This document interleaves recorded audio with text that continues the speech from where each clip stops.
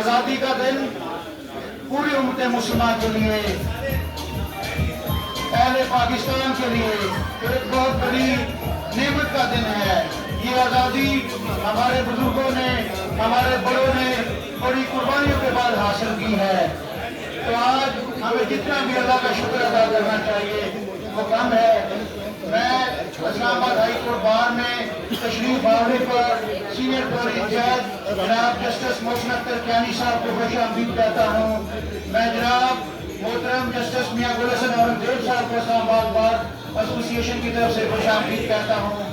میں جناب جسٹس اروا محمد طاہر صاحب کو اسلام آباد ہائی کورٹ بار ایسوسی ایشن میں آمد پر خوش آمدید کہتا ہوں۔ میں تقریب کا آغاز اس شعر سے کروں گا: خدا کرے کہ میری عرض پاک پر اترے تو فصل گل کسے اندیشہ زوال نہ ہو، یہاں جو پھول کھلے وہ کھلے رہے برسوں، یہاں وہاں کو کبھی بحال نہ ہو۔ تقریب کا باقاعدہ آغاز کرتے ہیں۔ ابھی دیکھ رہے ہیں تو کیا وہ ہم سے اور جس طرح نظام چل رہا ہے اس سے مطمئن ہیں یا نہیں، لیکن ہمیں اپنا رول، ہم سب کو ایک ایک آدمی کو اس جمہوریت کے لیے اپنا رول پلے کرنا ہے، اپنا۔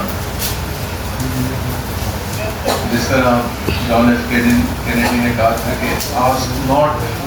what your country can do for you, but what you can do for your country۔ اور جو ہمارا لمیٹڈ رول ہے، جو ہمارا لمیٹڈ اسکوپ ہے،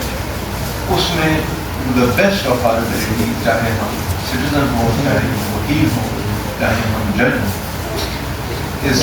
ملک کی بقا اور اس کی پراسپیرٹی کے لیے اپنا رول ہمیں پلے کرنا چاہیے، تاکہ وہ لوگ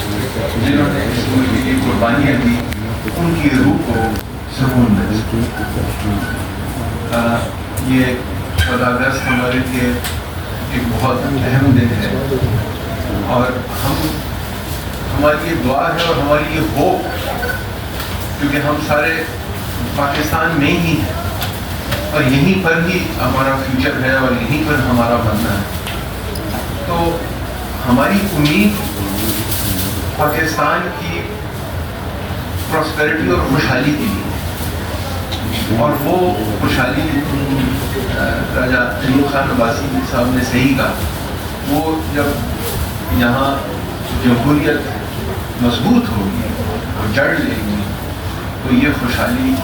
خود بخود یہاں آئے گی۔ تو میں آپ سب کو اس جشن آزادی کے موقع پہ پھر مبارکباد پیش کرتا ہوں، اور بہت شکریہ کہ آپ نے ہمیں یہاں مقبول کیا اور اتنا ہمارا خیال